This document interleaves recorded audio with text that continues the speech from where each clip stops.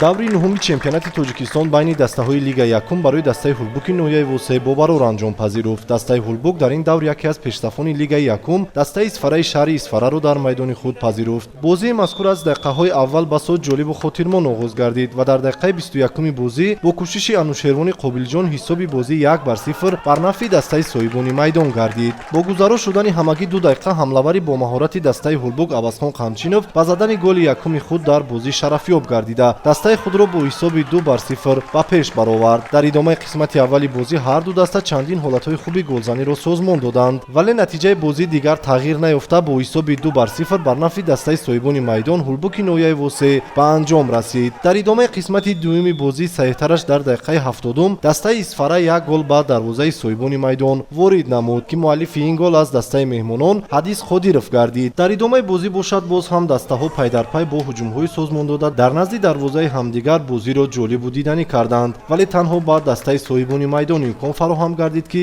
ҳисоби бозиро афзун намоянд. муаллифи голи мазкур беҳтарин ҳамлавари Лигаи Якум Абазхон Қамчинов гардид ки ӯ шумораи голҳои худро дар ин мавсим ба 14 адад расонид. ҳамин тариқ дидори дастаҳои Ҳулбуки ноҳияи Вусеъ ва Исфараи шаҳри Исфара бо ҳисоби 3-1 бар нафъи соҳибони майдон ба анҷом расид ва баъди ин ғолибият дастаи Ҳулбук аз зинаи шашуми ҷадвали мусобиқот ба зинаи сеюм баромад.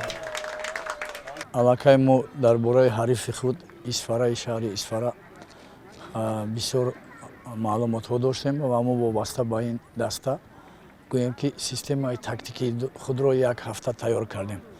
Мано гуфта намонад ки ин боровар, чунки мо дар тамринҳои худ аллакай гуфта будем ки дар дастаи Исфара бисёртар бозингарони бо маҳорате ки на танҳо дар Исфара балки дар Эсхата ва Хуҷанд бозӣ кардаанд ва новобаста ба син соли онҳо тавонистанд як бозии хуб нишон диҳанд.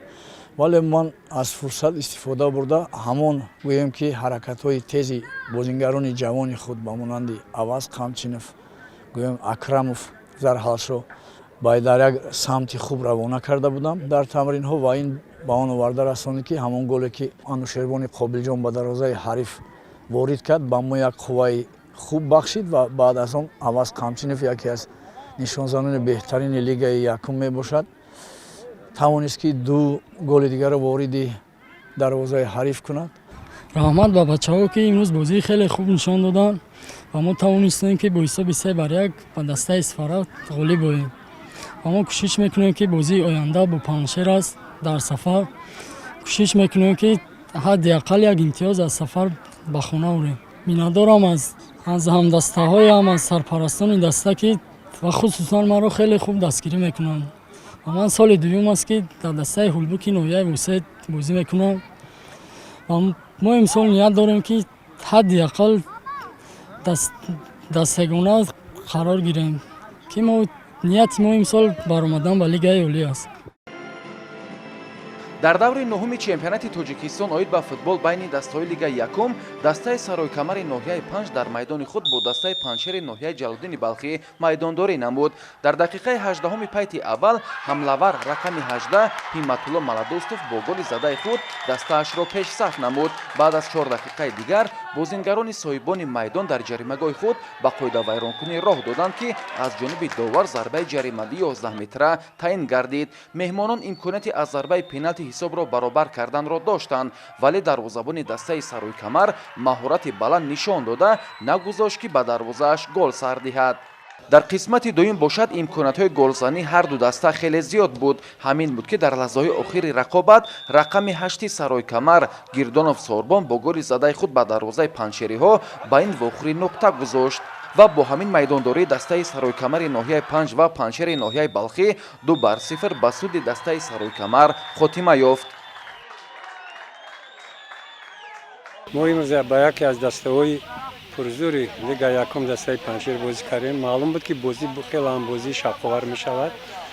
ҳар даставам хуб бозӣ карданд, лекин бачаҳои мо нисбати ба дастаи Панҷшер камтар хубтар бозӣ карданд. маълум буд ки мо ба ҳисоби 2-0 ғалаба кардем. маротиба якум нест ки дар сафар бозимон хуб намешавад, бахт тарафи мо намехандад. дар сафар бачаҳои мо бозӣ на он қадар хуб мекунанд, дар хона бозӣ хуб мекунанд, дар сафар бозӣ хуб кардан наметавонанд. ҳолатҳои ба амал омада бо ман гуфтастам ки дар сафар иҷро кардан наметавонанд, не ки дар хона дар бозӣ اجرا میکنند، در سفر به عمل آورده نمیتونند. کار میکنیم، حرکت میکنیم، راست دیگه نمیفهمیم چی شدگی. در سفر حالتو بسیار اینه که ما گل زدن نمیتونیم.